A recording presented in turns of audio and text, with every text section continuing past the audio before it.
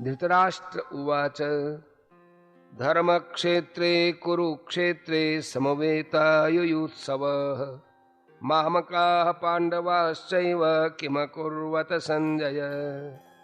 धृतराष्ट्र बोले, हे संजय, धर्मभूमि कुरुक्षेत्र में एकत्रित युद्ध की इच्छा वाले मेरे और पांडु के पुत्रों ने क्या किया? प्रश्न, कुरुक्षेत्र किस स्थान का नाम है और उसे धर्म क्षेत्र क्यों कहा जाता है? उत्तर, महाभारत वन पर्व के 83वें अध्याय में और शल्य पर्व के 53वें अध्याय में कुरुक्षेत्र के महात्म्य का विशेष वर्णन मिलता है।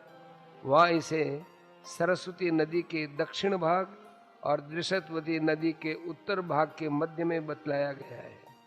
कहते हैं इसकी लंबाई चौड़ाई 5-5 योजन थी। यह स्थान अंबाला से दक्षिण और दिल्ली से उत्तर की ओर है। इस समय में भी कुरुक्षेत्र नामक स्थान वही है। इसका नाम समंत पंचक भी है। शतपथ ब्राह्मणादि शास्त्रों में कहा गया है कि यहाँ अग्नि, इंद्र, ब्रह्मा आदि देवताओं ने तप किया था। राजा कुरु ने भी यहाँ बड़ी तपस्या की थी तथा यहाँ मरने वालों को उत्तम गति प्राप्त होती है। इसके अतिरिक्त और भी कई बातें हैं जिनके कारण उसे धर्म क्षेत्र या पुण्य क्षेत्र कहा जाता है। प्रश्न, धृतराष्ट्र ने मामका पद का प्रयोग किनके लिए किया है और पांडवा का किनके लिए, और उनके साथ समवेता और युयुत्सव विशेषण लगाकर जो किम अकुर्वत कहा है, इसका क्या तात्पर्य है? उत्तर, मामका पद का प्रयोग धृतराष्ट्र ने निज पक्ष के समस्त योद्धाओं सहित अपने दुर्योधनादि 101 पुत्रों के लिए किया है और पांडवा पद का युधिष्ठिर पक्ष के सब योद्धाओं सहित युधिष्ठिरादि 500 भाइयों के लिए।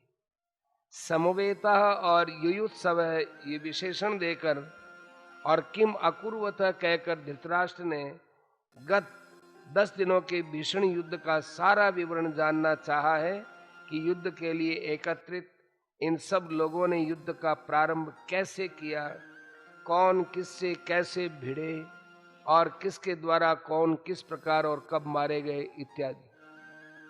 भीष्म पितामह के गिरने तक भीषण युद्ध का समाचार धृतराष्ट्र सुन ही चुके हैं, इसलिए उनके प्रश्न का यह तात्पर्य नहीं हो सकता कि उन्हें अभी युद्ध की कुछ भी खबर नहीं है और वे यह जानना चाहते हैं कि क्या धर्म क्षेत्र के प्रभाव से मेरे पुत्रों की बुद्धि सुधर गई और उन्होंने पांडवों का स्वत्व देकर युद्ध नहीं किया, अथवा क्या धर्मराज युधिष्ठिर ही धर्म क्षेत्र के प्रभाव से प्रभावित होकर युद्ध से निवृत्त हो गए, या अब तक दोनों सेनाएं खड़ी ही है, युद्ध हुआ ही नहीं, और यदि हुआ तो इसका क्या परिणाम हुआ, इत्यादि इत्यादि।